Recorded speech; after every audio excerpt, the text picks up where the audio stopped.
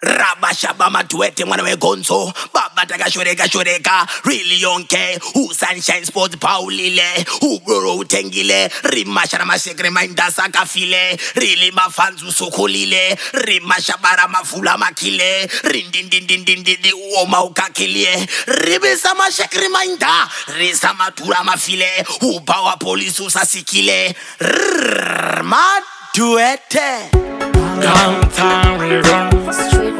I mean, say the market television thing, already. Sure. Bagu bara bala toda dile kaulo. Nasinda zapinda na mkoma saulo. Kinana windi, tiri madambulo. Chino fara, pasina mchauro. Bara wangu kule wanu chiza. Abadoro rajo wanga wandi mwiza. Sunshine goes by no pizza. Chawa ona wangu wodo bachisa. Chema na chema, bataungu. Omarema, makasa takunge klamsi yarina. Eloisa ndini makapi wapena. Kina na sauro do manja tena. Manawe kundu siya wapena.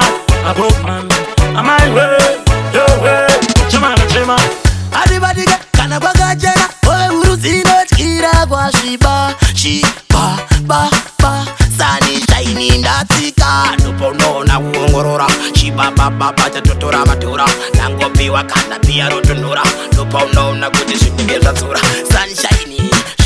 Ero kumaraini doba vanona kuti avazfaini kule mungute aiware kaindati pasi muza msiki chema na chema pataundi omarema makasa takunge klamsi yarina Eloisa ndini makapi wapena kina na sauro ndo maindatera manawe kundu siya wapena amaiwe yowe chema na chema omanda fuma mune power Jimmy meka makatanga power Takunge mpura yemsha Doro renwili no rambari china Isusu tine makastoma Topika makastoma Sunshine sports bar Munda salimu baba keke Mula, mabeke kula Yara watu siya Tisu tine mene tunotenga pia Hoteli siya wakia Ubarakita uri matanti kakagia iwe Atimwe chikokia na Nikuti munono muna katarina Ona sumungoshia anasafina Highway Skin kandaraja kunge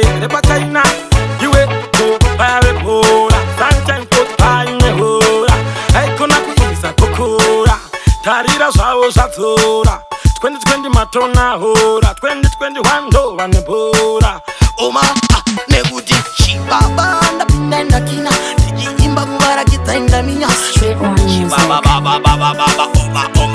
Oma Mungute Baida opasi kamutsike Manjere kai musike Rabashaba matuete mwana we konso Sunshine passport paulile Uzilikili mafanza salile utengile Widolo upelile Rimashara masiri mendaida Iwipof manu gazile Upilwe mali ufalile Rabashaba Bye.